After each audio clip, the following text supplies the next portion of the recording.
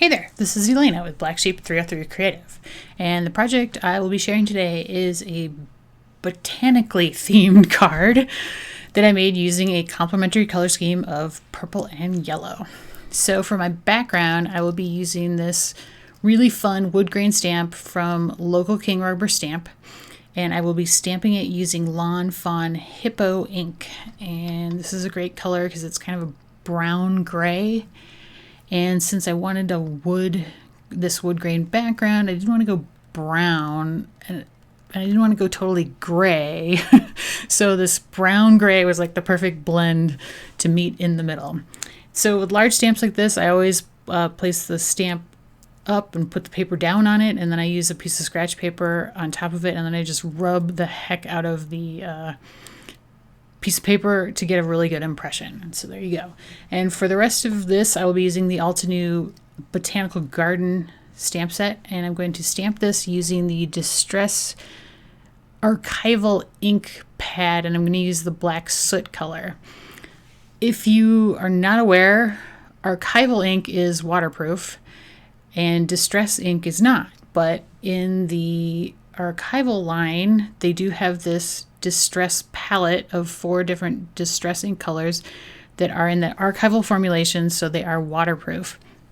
And since I knew I was going to color these with the Zig Clean Color Real Brush markers, I thought I might be using water, so I wanted to use some waterproof ink, and hence why I use this.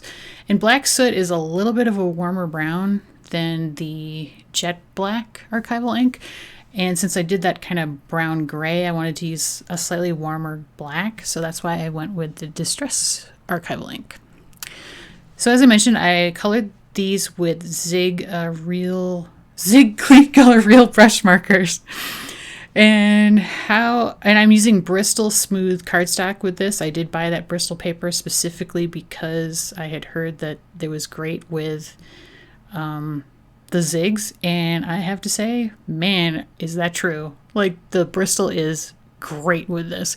I thought I was going to wind up using some water, and I didn't use any water. I just blended them together color to color, and so it worked really well.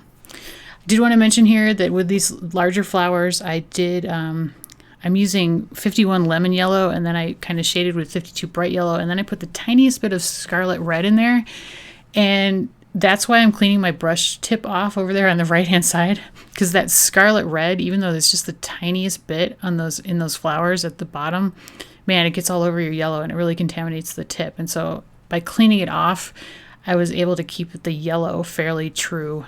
Otherwise the whole thing would have turned pretty orange. And then for the leaves, I started off using 40 green as the darker color, and then I was blending it with 47 May green, and that was just too much the same. So I went to a darker green, which was 44 deep green, to add a little bit more shading, and then I blended that back out with the 47 May green to get the right sort of green shading on those leaves. And then for this, what I'm calling the smaller flowers, for that I used the 40 green again as the deep color, and then 41 light green to blend it out, and that gave it a slightly brighter leaf, just to differentiate it a little bit from the slightly larger colors. And then the really fun part to color was the butterfly. So here I am using 83 lilac as it's 81 light violet, and then 83 lilac is what I'm blending that out with. So they're pretty similar. So then I go in with some 82 purple, which is a very pinky purple. It's kind of magenta-y-ish. And so that added a lot of depth, and then I blended that back out with the 83 lilac, and it really, I went 82, 83, and then 81 to blend them together to create that kind of nice ombre look. And I'm sorry I'm getting a little off camera here, but I think I do come down a little bit so you'll be able to see what I'm doing here. And then I'm kind of coloring in this top portion all with the 83 lilac. And then I'm going to put in a little bit of this 82 purple. And then I decide, you know what, I need a different color. So I go back to the 51 lemon yellow, which is that really bright yellow. And then I put just the tiniest bit of the 82 purple into those little areas. And then I blend that back out with the 51 lemon yellow. And again, I'm cleaning off my tip as I go because that purple contaminates it pretty well too. And so by cleaning it off, I'm getting a nice, like, more yellowy blend. And for the centers of the flowers, I used the 83 or 81 light violet as the darker shade, and then the 83 lilac to blend them together. And that was the coloring. Now, I wanted to share this amazing tool with you. Now, they're not paying me to do this. They didn't give this to me for free. I paid for it. I bought it, but I love it. So it's the Tombow Mono Sand Eraser. And so I just wanted to show you how great this thing is.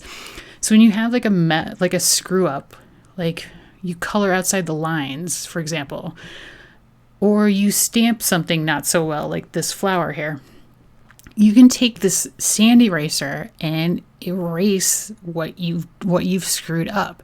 And although it isn't like 100% gone, it is so farther gone that someone would have to really be looking hard at it to even notice it.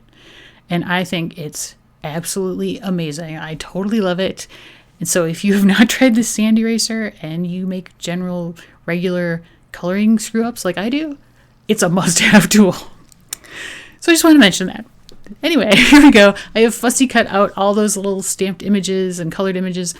And this is my general layout I've come up with. And I've cut apart that second larger flower image because I'm going to use the branch and the flower separate from each other. And I'm going to lay them out kind of somewhat like that. And then I'm going to put a greeting down. And it is the greeting card. So it says, "You're the best." And it is from the Elizabeth Craft Designs General Sentiments stamp set. And so that's going to go in that sort of right-hand area there. And to stamp this, I am going to use VersaFine Onyx Black Pigment ink, which is a really, really great crisp black ink that I love for stamping sentiments. You do have to let it dry a little bit, but it doesn't take that long. So now I have glued down most of those really skinny cutout pieces using my Martha Stewart glue pen. And I'm just figuring out where this last flower is going to go exactly before I glue it down. I kind of was trying to determine how best to create, bring some color down into that corner to pull your eye visually down there. And so I decided to put it about there. Well, I kind of pick it up and move it around a little bit.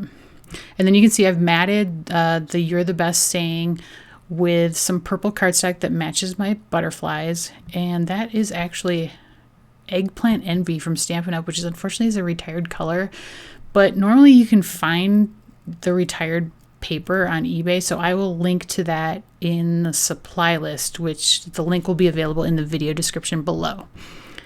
And there I'm just going to stick down the greeting. And of course, even though that's pretty good, I cannot leave well enough alone. I have to have a little bit of glitter, just something. So I grab my Jelly Roll Stardust pen in clear and I glitter up the centers of the flowers and then a little bit on all the other flower petals just to add that tiny bit of glitter because, you have to have a little bit of glitter. Can't not have glitter. Really, at least I think so.